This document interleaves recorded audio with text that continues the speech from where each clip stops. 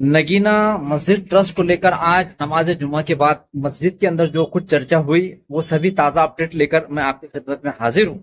सबसे पहले दो अहम इंपॉर्टेंट बातें फिर तफसील से हम चर्चा करेंगे।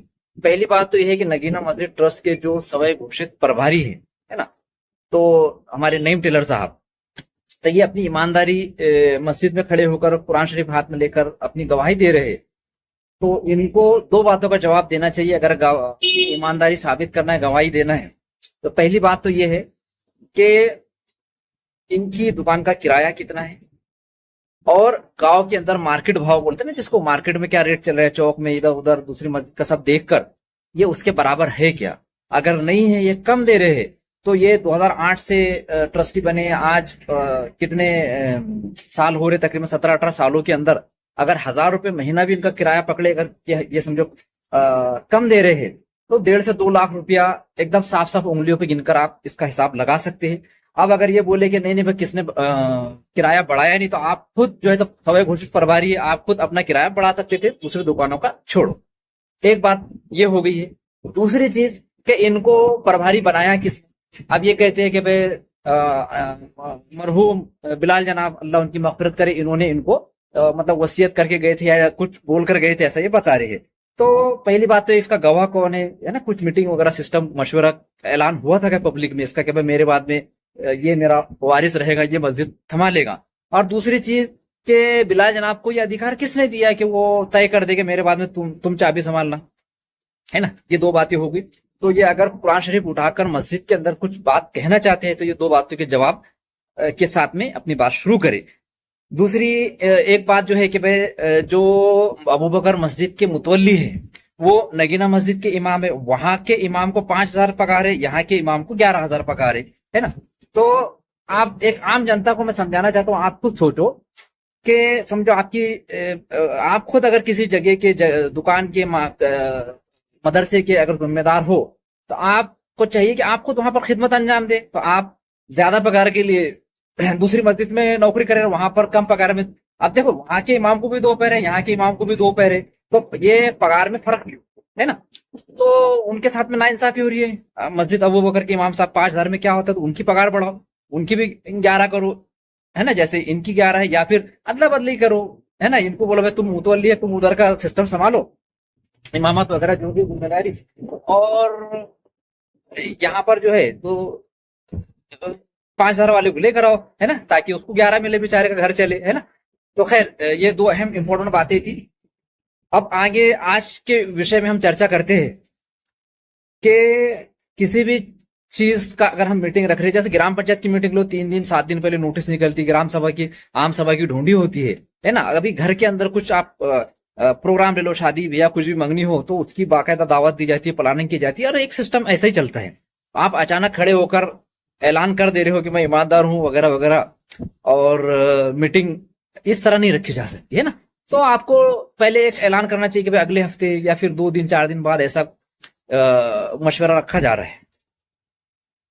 इस तरह मतलब ये 4 ट्रस्टी है ऐसा बोला जाता है, तो एटलीस्ट तो 4 ट्रस्टी तो मशवरा करना चाहिए कि भाई एक आम मीटिंग बुलाई जाए, है ना।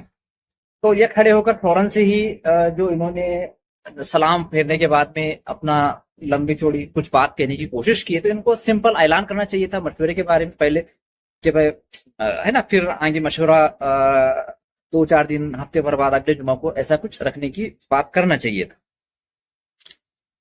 तो ये तो हुई एक बात। दूसरी चीज के मशवरा अगर हम करते हैं, रखते हैं, है ना, सबको मालूम है कि भाई एक लोगों का एक अमीर उसमें से मुंतखब कर ले कि भाई ये अमीर है, फिर है ना, फिर मशवरा चालू होता है। ये तो एकदम खूंखार बहस हम बोल सकते हैं, है ना। इन्होंने सिर्फ ऐलान करना था कि भाई मशवरा रखे, है ना। तो यहाँ एक बहुत बड़ी चूक मुझे दिखाई दे रही है इसकी। मतलब हमारे गली गली में आलिम मुफती उलमा बैठे हुए, मुफ्ती बैठे हुए, तो उनसे ये सवाल पूछ लेना चाहिए मशवरे के आदाब, है ना, कि ऐलान कैसा करे, है ना, मशवरा कैसा रख के लोगों को खबर करना चाहिए कि भाई, है ना। तो ये बहुत बड़ी एक चूक दिखाई दे रही है। अब जहां तक हिसाब किताब का ताल्लुक है, तो हिसाब किताब ऑडिट होना चाहिए, है ना। वो बैंक खाते में उलाढाल होना चाहिए, अभी अगर नहीं हो रहा है, आप ये कहते कि इनके पास में डॉक्यूमेंट्स ही नहीं है ना। अभी ये खुद ट्रस्टी है, ये ट्रस्टी इनके पास कोई अपना खुद का एक कागज तो होना चाहिए कि मैं ट्रस्टी हूँ, ये प्रमाण पत्र। औरंगाबाद वक्फ बोर्ड में हम गए थे, वहां से लोन करके लाए हैं, है ना। तो जैसा हाजी सरदार खान साहब है, मोहम्मद नासिर है, और नईम टेलर है, तो इनकी नोंद हुई है क्या, है ना।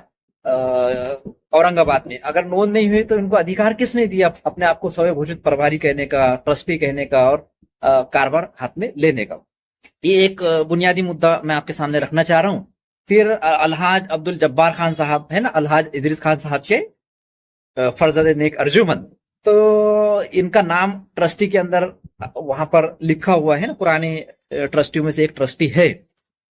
तो अब जो कुछ भी ऑडिट नहीं हुआ है, अफरा तफरी हुई है ना, जो दुकानदार है उनका कोई एग्रीमेंट नहीं है, वो किराया दे रहे उसका कोई सबूत नहीं है ना। तुम अब तो अब जब पुलिस में भी चौकसी चल रही है, वक्फ बोर्ड से भी चौकसी आ गई है, उसके बाद में चैरिटी कमीशन जो होता है बुल्ढाना में, वहां से भी चौकसी आने वाली है। तो इसके अंदर जो आरोपी पकड़ा जाएगा, तो कागज पे जिसका नाम है वो पकड़ा जाएगा। तो कागज पे ट्रस्टी कौन है? अलहाज अब्दुल जब्बार खान साहब, है ना। तो जवाब तो इनको ही देना पड़ेगा ना। अब ये तो ऐसा बोल नहीं सकते कि नहीं नहीं मैं काम देख नहीं रहा। अरे भाई, जब आपका नाम कागज के ऊपर लिखा हुआ है ट्रस्टी के तौर पर, अब तो जवाबदार आप है। या तो आप राजीनामा बहुत पहले दे देना चाहिए था, अब तो पानी सर के ऊपर चला गया है। तो हिसाब किताब है ना, कोर्ट कचहरी के धक्के, तारीख पे तारीख जो है तो मौलाना को ही लगने वाली है। क्योंकि दूसरे तो मुझे ऐसी जानकारी मिली है कि औरंगाबाद में इनके नाम की नोंद ही नहीं है। तो जब इनके नाम की नोंद ही नहीं है तो इनसे सवाल कौन किस क्यों पूछेगा। अभी जैसे जो वक्फ बोर्ड के साहिब आए थे, नोटिस उन्होंने इनको नहीं दिए कि भाई तुम कौन होते हैं, मैं तुमको नोटिस क्यों दूं, है ना। तो जो ऑन पेपर ट्रस्टी है, जिंदा है, उसी से सवाल जवाब पूछे जाएंगे। तो बाकी लोग से अगर कोई सवाल पूछता है ना, जैसा नईम टेलर है या जो भी हाजी सरदार खान है या फिर मोहम्मद नासिर है ना, नासिर जैसा है, तो इनसे अगर कोई सवाल पूछेगा तो ये जवाब किस हिसाब से देंगे, क्योंकि पेपर में औरंगाबाद में इनका नाम की नोंद ही नहीं है ना। और दूसरी चीज है कि इन्होंने सर पर जो बोझा लेकर रखे हुए है, मैं नईम टेलर की बात कर रहा हूँ, स्वयं घोषित प्रभारी, तो इन्होंने बोझा उतार के रख देना चाहिए। देखो, मस्जिद जो है ये पूरे उम्मत की, गांव वालों की, है ना, ये इनकी चीज है, अल्लाह का घर है ना, किसी के बाप की मिल्कियत है नहीं। तो जो इनको प्रभारी बना के गए तो वो भी तो इस उनकी मस्जिद मिल्कियत नहीं थी, है ना, कि उन्होंने बोल दिया और ये प्रभारी बन गए। तो अब मुद्दा मैं आपके सामने ये रखना चाहता हूं कि इन्होंने चाबी रख देना, गांव वाले देखेंगे कि भाई कौन इसका जिम्मेदारी संभालता, कागज पत्र दूध करो। अब तो कैसे है कि जब चौकसी लग गई है तो जवाब देगा कौन? जो ऑन पेपर है वो जवाब देगा, है ना। तो अभी अगर कोई नई बॉडी आती भी है, वो ट्रस्ट नोन भी होती है, तो पुराने लोगों ने जो गलतियां की है ना, एक चोर तो कागज लेकर भाग गया है ना, वो चोर कौन है वो पकड़ो। तो जिसने गलत करा, गुनाह करा, उसको तो सजा जरूर मिलके रहेंगी। अभी एक शिकायत मुझे ये भी सुनने को मिल रही है हमारे स्वयं घोषित प्रभारी की तरफ से कि लोग इनका सपोर्ट नहीं करे, समर्थन नहीं करते। तो ये किस तरह का सपोर्ट और समर्थन चाहते हैं? देखिए, जब मैंने मुद्दा उठाया था शुरू में, उसी वक्त अगर ये जिम्मेदारान से संपर्क कर लेते, मसले का हल निकालने की कोशिश करते, तो उम्मीद थी कि गांव के लोग इनका सपोर्ट करते, है ना। अब ये क्या चाह रहे हैं कि भाई कोई मेरा सपोर्टर, आपको सपोर्ट और पाठिंबा को क्यों देगा, है ना। लोग तो चाहते कि आप कुर्सी खाली करें, वो तो कुर्सी आपकी है नहीं ना, आपका नाम उस पर नहीं है ना, ट्रस्ट के अंदर। तो तुम फुकट मतलब जबरदस्ती जो ऐसा कुर्सी दबोच कर बैठे ना, नाम नहीं है फिर भी जबरदस्ती, तो ये गलत चीज है। कुर्सी खाली करो। और लोग जो है अपनी, तुम्हारी अकेले की तो प्रॉपर्टी है कि तुम ऐसा एकदम चिपक कर बैठ गए उसको, वो पब्लिक की चीज है, उम्मत की मिल्कियत है, उम्मत के हवाले का। तो उम्मत जो चाहे वो फैसला करे। अभी तुम ऐसा बैठ गए गच करना पकड़ के उसको। अभी ये जो ऐलान कर रहे हैं ना, उसके अंदर ही मैं देखो इनकी एक बात पकड़ के बताता हूँ। ये क्या कहते हैं कि भाई अपने को ट्रस्ट मुकम्मल करना है। ये ऐसा नहीं करेगा ट्रस्ट नहीं बनाना है कि हम राजीनामे देते हैं ना, ये कुर्सी छोड़ना नहीं चाहते।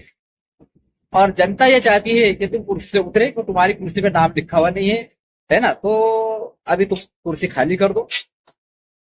जंग अपनी जारी रहेगी। मैं साफ साफ लफ्जों में कह रहा हूं, सभी ट्रस्टियों ने कुर्सी खाली करना, नए ट्रस्टी बनना। जय हिंद, जय संविधान, जय महाराष्ट्र। मिलते रहेंगे।